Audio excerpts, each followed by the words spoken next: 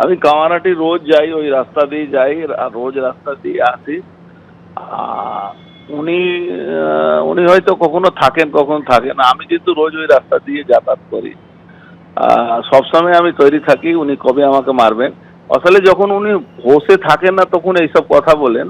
মদন মিত্র কথা কি বলবেন? এই এই সরকারের মন্ত্রী ছিলেন, এই সরকারের এমএলএ আছেন। উনি নিজে প্রাণহানি আশঙ্কা করছিলেন কিছুদিন আগে, জয়ন্ত সিং এর যখন ঘটনাটা ঘটেছিল। জয়ন্ত সিং যখন ওই কামারহাটিতে ক্লাবের কিছু ছেলেদেরকে মারধর করেছিল, এখন ওনার কাউন্সিলর প্রাণহানি আশঙ্কা করছে, তাকে ধমকাতে চমকাতে গেছিলেন। কিন্তু তা সত্ত্বেও তার কাউন্সিলর বলছে কি না, আমার প্রাণহানি আশঙ্কা আছে।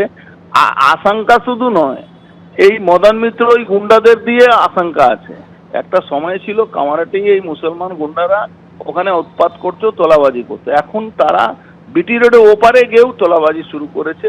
আপনারা জানেন এই টেক্সমাইকও অনেক অর্ডার পেয়েছে, অনেক টাকা কাজ পেয়েছে। তার জন্য এই তোলাবাজি করার জন্য এই দুই গ্রুপের মধ্যে লড়ালড়ি আছে। আর থাকলো মদন মিত্র সবসময় উনি কামারহাটি কেন, উনি যাদবপুর বলুন, উনি ভবানীপুর বলুন, আমি সব জায়গায় যেতে রাজি আছি। ওনার যখন ইচ্ছা সময় টাইম ঠিক করে নিন, আমি চলে যাব।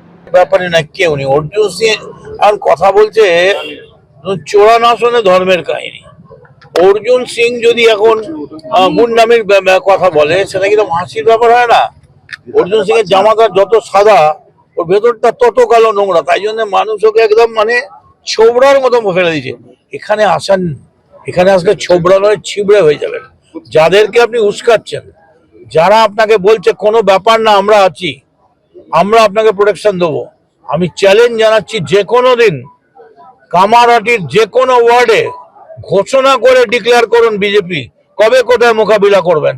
এখানে ওইসব লুডো খেলা সব হবে না। বিজেপির নেতৃত্বকে বলছি, মানে এখানে এসব লুডো খেলা ফুডো খেলা হবে না। এখানে যাদবপুর হবে না, এখানে যা খেলা হয় তাই হবে। ভালো খেলা হবে, বড় খেলা হবে। আরে আমার যদি কেউ ডান্ডা দিয়ে মারতে আসে আমি পড়ে থাকবো নাকি? মোটা ডান্ডাগুলো আমাদের সামনে নেই নাকি? যা খেলা হবে তাই হবে।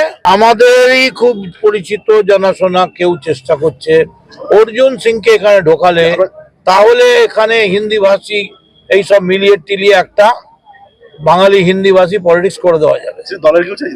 আমি কোনো কথা বলবো না, কিন্তু ঢোকাতে গেলে এমন মার খাবেন জীবনে কোনোদিন এই নোংরা কাজ করার চেষ্টা করবেন না।